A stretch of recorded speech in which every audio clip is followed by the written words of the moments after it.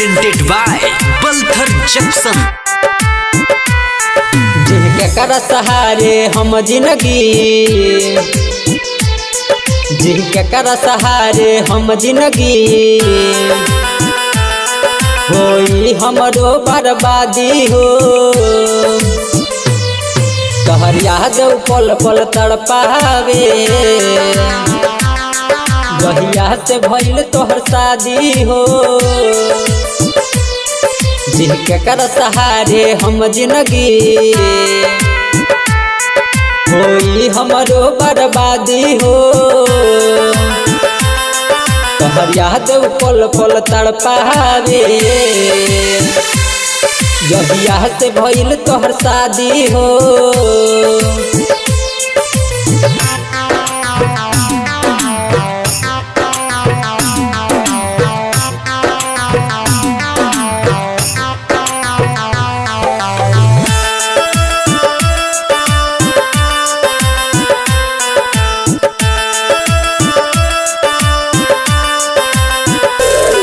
तू ही दिल के हमारा चंद रहलू,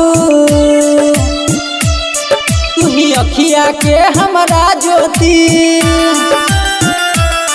तोहे दिल से कैसे भुलाई सनम, सपनों में भी तोहरे के देखी। प्यारे हो हमर तू ठुकरा गइलू, भइल दोसरा के शहजादी हो। तोहर याद पल पल तड़पावे,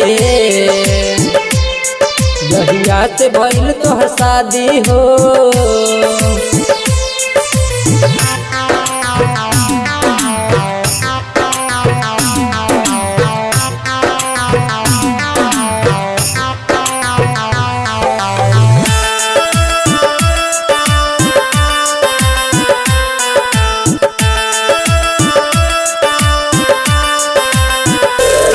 केतना मनवा के मनाई हो,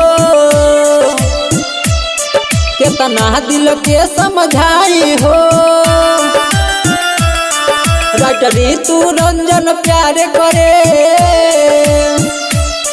कहे कबहू ना भुलाई हो। क्या बन गइलू नीले सवा के, विकास बजरंगी दुआजी हो। तोहर याद पल पल तड़पावे,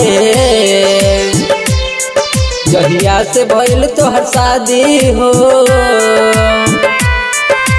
श्री लक्ष्मी रिकॉर्डिंग स्टूडियो बलथर चौक।